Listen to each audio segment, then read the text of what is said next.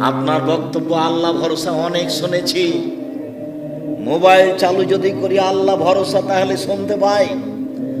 আপনার আল্লাহ ভরসার একটা বক্তব্য আমাদের মনে আছে। আপনি বলছিলেন মূসা আলাইহিস সালাম আগে আগে পালিয়ে যাচ্ছেন, পিছনে পিছনে ফেরাউন ধাওয়া করছে সদল বলে। হঠাৎ গিয়ে সামনে পাহাড় পড়ল, তিনি আর যেতে পারবেন না। সামনে মুখে পাহাড়, বামে ফেরাউন, পিছনে ফেরাউন, ডানে কুলজম সাগর, বাঁচার কোনো পথ নেই। মূসা আলাইহিস সালামের সঙ্গী সাথী বললেন, ইন্নাল্লাহ মুদরাকুন, আমরা আটকা পড়েছি, আমরা এখন ফেরাউনের হাতে বন্দী। মূসা আলাইহিস সালাম বললেন, কাল্লা, কখনো নহে, অসম্ভব, এটা হতে পারে না। ইন্না মায়া রাব্বি, আমার সাথে আমার প্রতিপালক রয়েছেন, সায়াহদিনী, তিনি আমাকে পথ দেখাবেন। বাহ্যিকভাবে বাঁচার কোনো পথ নেই। কোন সাহসে মূসা আলাইহিস সালাম বলতে পারেন যে অবশ্যই অসম্ভব, এটা হতে পারে না, ফেরাউন আমাকে ধরতে পারে না? বাহ্যিকভাবে বাঁচার কোনো পথ নেই। একমাত্র আল্লাহর উপরে ভরসা করে মূসা আলাইহিস সালাম এই কথা বলেন। হাতের ডানে সাগর আছে, সামনে পাহাড় আছে, বামে পিছনে ফেরাউন আছে। সঙ্গী সাথে বলছেন আমরা আটকা পড়েছি, আমরা ফেরাউনের হাতে ধরা পড়েছি। তখন মূসা আলাইহিস সালাম বলছেন, কাল্লা, কখনো নহে, অসম্ভব, এটা হতে পারে না। ইন্না মায়া রাব্বি, আমার সাথে আমার প্রতিপালক রয়েছেন, সায়াহদিনী, তিনি আমাকে পথ দেখাবেন। আব্দুর রাজ্জাক সাহেব, এরপরও কি আমি আল্লাহ ভরসা বুঝলাম? আপনি যেটা বললেন সেটা আমার মনে আছে, কিন্তু আমি কি আল্লাহ ভরসা বুঝলাম? তাহলে আপনি সহজভাবে মনে করেন, বাসা বাড়ি থেকে যখন বের হবেন তখন বলবেন, বিসমিল্লাহি তাওয়াক্কালতু আলাল্লাহ, আল্লাহর নামে বের হচ্ছি, আল্লাহর নামে ভরসা করি, বিসমিল্লাহি তাওয়াক্কালতু আলাল্লাহ। তারপর আর একটু লাগিয়ে দেন, লা হাওলা ওয়ালা কুওয়াতা ইল্লা বিল্লাহ। বাহ্যিকভাবে আন্তরিকভাবে নড়াচড়া করার কোনো শক্তি নাই আল্লাহর শক্তি ছাড়া। এইবার আপনি মনে করেন যে আমি আল্লাহ ভরসা করেছি। বুঝাতে পারলাম?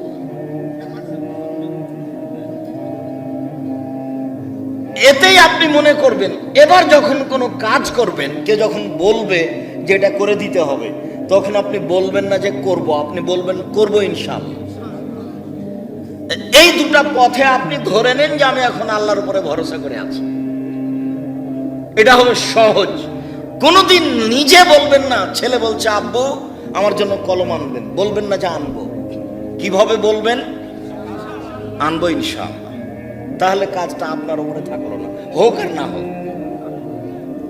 যদি ভুলে গিয়ে থাকেন তো ইনশাআল্লাহ, যদি কিনতে না পারেন তো ইনশাআল্লাহ, যদি কিনতে পারেন তো ইনশাআল্লাহ, মানে আল্লাহর উপরে আছে, যদি আল্লাহ চায়। আচ্ছা ঠিক আছে আব্বু, কিনবো ইনশাআল্লাহ, যদি আল্লাহ চায়। তাহলে আপনার আল্লাহ ভরসা বহাল থাকলো। তাহলে মনে রাখবেন, রাখতে পারবেন কি? বাড়ি থেকে বের হওয়ার সময় বলতে হবে, বিসমিল্লাহি তাওয়াক্কালতু আলাল্লাহ, লা হাওলা ওয়ালা কুওয়াতা ইল্লা বিল্লাহ। আর কাজ যখন করবেন, কথা যখন বলবেন, তাতে লাগিয়ে দিতে হবে কি? ইনশাআল্লাহ। তাহলে আল্লাহ ভরসা বোঝা যাবে। আবু দারদা রাদিয়াল্লাহু তাআলা আনহু বলেন, রাসূল সাল্লাল্লাহু আলাইহি ওয়াসাল্লাম বলেছেন, বিচারের মাঠে মুমিন পুরুষ নারীর নেকির পাল্লায় সবচেয়ে ভারী নেকি হলো সদাচরণ, ভালো আচরণ। নওয়াস ইবনে সামান আনসারী রাদিয়াল্লাহু তাআলা আনহু বলেন, সালতু রাসূলুল্লাহ সাল্লাল্লাহু আলাইহি সাল্লাম মাল বিররু ওয়াল ইসমু। আমি নওয়াস ইবনে সামান আল্লাহর নবীকে একদা জিজ্ঞাসা করলাম, আল্লাহর নবী, পাপ কি জিনিস, নেকি কি জিনিস, একটু বলবেন? আমি জানতে চাই পাপ কাকে বলে, নেকি কাকে বলে। তখন আল্লাহ রাসূল উত্তরে বললেন, আল বিররু হুসনুল খুলুক, নেকি হচ্ছে ভালো আচরণ। তিনি বললেন না নেকি হচ্ছে তাহাজ্জুদ, তিনি বললেন না নেকি হচ্ছে কোরআন তেলাওয়াত, তিনি বললেন না নেকি হলো হজ, তিনি বললেন না নেকি হলো সুবহানাল্লাহ বলা। তিনি জিজ্ঞাসার উত্তরে বললেন নেকি হলো ভালো আচরণ। মনে থাকবে না মনে হয়? জিজ্ঞাসাটা কি ছিল? নেকি কি জিনিস? কোন সময় বউ স্ত্রীকে গালি দিবেন না, যখন তখন। এই তো গ্রামে বাড়ি, একটু 19-20 হলে স্ত্রীকে গালি দিবেন না। স্ত্রী খুব দামি সম্পদ, মহিলারা খুব দামি সম্পদ, কথায় কথায় তালাক দিয়েন না। আর ভুলেও কোনোদিন বইয়ের নামে অ্যাকাউন্ট খুলে বিদেশে যাবেন না। বাপের সাথে গন্ডগোল হয়েছে হোক, অ্যাকাউন্ট বাপের নামে খুলতে হবে। স্ত্রীর নামে যদি অ্যাকাউন্ট খুলে বাইরে যান, স্ত্রী আপনার যতই ভালোবাসার বস্তু হোক না কেন, কয়দিন পরে সবটি টাকা নিয়ে চলে যাবে। যত জিজ্ঞাসা আছে আমার কাছে, তার শতকরা 30% জিজ্ঞাসা এটা আছে। এ কাজ ভুলেও করবেন না। সদাচরণ পাওয়ার সবচেয়ে পৃথিবীতে বড় হকদার বাপ মা। বাপ মায়ের সাথে ঝগড়াঝাঁটি ঝামেলা আছে, কথাই ঠিক। এরপরেও বাপ মা আমার ভালো আচরণ সবচেয়ে বেশি পাবে, কথাও ঠিক। কোনোদিন বাপ মায়ের মুখের উপরে রাগ করে কিছু বলে কিছু সফলতা আনার চেষ্টা করিয়েন না। বইয়ের যখন টাকা পয়সা সবকিছু নেওয়া হয়ে যাবে, তখন আপনাকে ছেড়ে চলে যাবে, তবে আপনার বাপ আপনাকে ছেড়ে যাবে না। ছেড়ে যাওয়ার পথ তার কাছে নেই, ছেড়ে যাওয়ার পথ তার কাছে নেই। তবে বইয়ের সাথে স্ত্রীর সাথে ভালো আচরণ করবে। কথায় কথায় তাকে তালাক দিন না। তালাক হলো মোলা তুলে খাওয়ার মতন, মানে তুললে গাছটা শেষ, আর শাক যদি উঠে উঠে খান তাহলে গাছটা আছে এখনো। তালাক মানে দিলেই শেষ। রাগ করে যদি আর একবার দেন তাহলে শেষ, এটা নিয়ে আর কোনো কথা নেই। কাজেই যেটাই হোক, হইচই যাই হোক, তালাক দিবেন না, সদাচরণ করেন। রাসূল সাল্লাল্লাহু আলাইহি সাল্লাম বলেন, ইন্নাদ দুনিয়া কুল্লুহা মাতা ওয়া খায়রু মাতাই দুনিয়াল মারাতু সালেহা। পৃথিবী গোটাটাই সম্পদ। পৃথিবীতে যা কিছু আছে সবই সম্পদ। সবচেয়ে উত্তম সম্পদ হচ্ছে ভালো স্ত্রী। এ কথা মুহাম্মদ সাল্লাল্লাহু আলাইহি সাল্লাম বলেন, হাদিস বুখারী মুসলিম। কাজে স্ত্রী এই পরিবারে শান্তি দেওয়ার বস্তু। এই পরিবারে প্রত্যেকটা জিনিস ভালো করে ঠিকঠাক করে সাজিয়ে রাখার বস্তু। ওই পারে সবকিছু ঠিক করে সাজিয়ে রাখতে। ওর অত অভিমান নিয়ে বিবেচনা করবেন না, ওকে ভালোবাসার চেষ্টা করবেন। মহান আল্লাহ বলেন, আমিন আয়াতিহান খালাকালাকুম মিন আজওয়াজিকুম লিতাসকুনু ইলাইহা।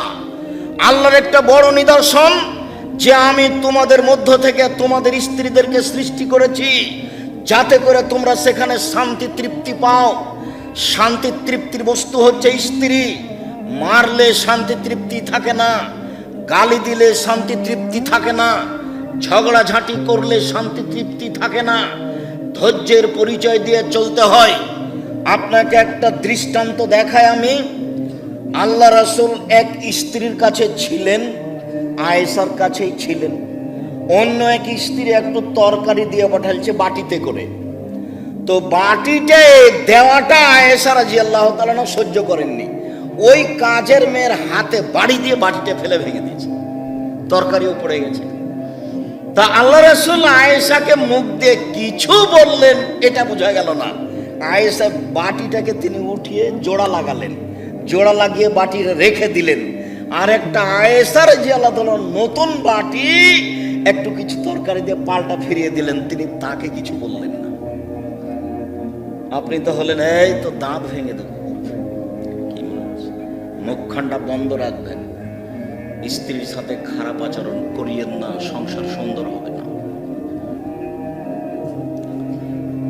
সম্মানিত দিনী ভাই বোন, রাসূল সাল্লাল্লাহু আলাইহি ওয়াসাল্লাম বলেন, আয়েশা রাদিয়াল্লাহু তাআলা আনহা বলেন, আল্লাহর নবী বলেছেন, ইন্নামাল মুমিন লা ইউদরিকু বিহুসনি খুলুকিহি দারাজাতা সায়িমুল কায়েম। মানুষ তাহাজ্জুদ পড়ে যত নেকি পায়, মানুষ দিনে নফল রোজা সিয়াম পালন করে যত নেকি পায়, মানুষ ভালো আচরণে তত নেকি পায়। মানুষ তাহাজ্জুদ পড়ে যত নেকি পায়, মানুষ নফল সিয়াম রোজা থেকে যত নেকি পায়, মানুষ মানুষের সাথে ভালো আচরণ করে তত নেকি পায়। হাদিস বুখারী মুসলিম এই কথা মুহাম্মদ সাল্লাল্লাহু আলাইহি সাল্লাম বলেন। আব্দুল্লাহ ইবনে আমর রাদিয়াল্লাহু তাআলা আনহু বলেন, আরবাউন, চারটা জিনিস, এজা কুন্না ফিকা ফালা আলাইকা মা ফাতাকা বিনাদ দুনিয়া।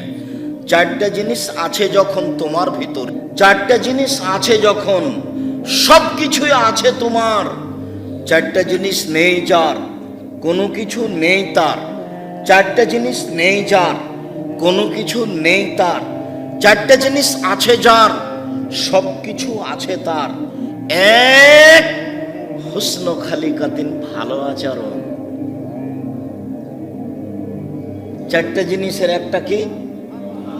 ভালো আচরণ। আব্দুর রাজ্জাক সাহেব বাকি তিনটা বলে রাখেন। দুই, হিফজ আমানাতিন, আমানতের রক্ষা। আপনি মেম্বার 10-এর পয়সা আপনার কাছে এসেছে, খুব সাবধান। আপনি গ্রাম্য সর্দার, টাকা পয়সা আপনার কাছে আছে, মসজিদের টাকা আছে, খুব সাবধান। হিফজ আমানাতিন, আমানতের রক্ষা। আপনি প্রিন্সিপাল, ছেলেদের সরকারের টাকা আপনার কাছে আছে, খবরদার ওই টাকা দিয়ে বড় মাছ কিনে দেখাবেন না আমি ধনী। 10-এর পয়সা গোখরা গোমা গামা সাপের চেয়ে অনেক বেশি খারাপ। একটা মানুষ জেনা করেছে, ক্ষমা সহজ। চুরি করেছে, ক্ষমা সহজ। একবার রাতে কান্নাকাটি করে বলল, আল্লাহ আমি পাপ করেছি, তুমি আমাকে ক্ষমা করো। আমার বয়স 80 বছরে একদিনও নামাজ পড়িনি, সালাত আদায় করিনি, আজ বলছি আমার ভুল হয়েছে, তুমি আমাকে ক্ষমা করো। আস্তাগফিরুল্লাহ ওয়া আতুবু ইলাইহি। আশা করছি নিষ্পাপ হয়ে দুনিয়া থেকে চলে যাবে ইনশাআল্লাহ। কিন্তু আপনি সরদারি করতে গিয়ে 10টা টাকা আত্মসাৎ করেছিলেন, এটা কি হবে? ভাইয়ের জমি দখল করে আছেন, দিচ্ছেন না, এটার কি হবে? বোনের জমি দখল করে আছেন, দিচ্ছেন না, এটা কি হবে? ছেলেটা জানে, ছেলেটা আপনাকে বহুদিন বলেছে, ছেলেটা আপনাকে বলেছে, আব্বা ভিক্ষা করে খেতে রাজি আছি, ফুফুর জমি খাবো না। ভিক্ষা করে খেতে রাজি আছি, ফুফুর জমি খাবো না। দাদা মারা গেছে, সকালে আপনি জমি পাবেন, বিকেলে আমার ফুফু ভাগ পাবে, এ কথা নয়। যখন আপনি পেয়েছেন তখনই আমার ফুফু পাবে, এ কথাই ঠিক। 10-এর পয়সা নষ্ট করে, মানুষের হক নষ্ট করে, বোনের হক নষ্ট করে, ছেলেদের হক নষ্ট করে জান্নাত কেনার চেষ্টা করেন না, জাহান্নামের সিদ্ধান্ত আগেই হয়ে আছে।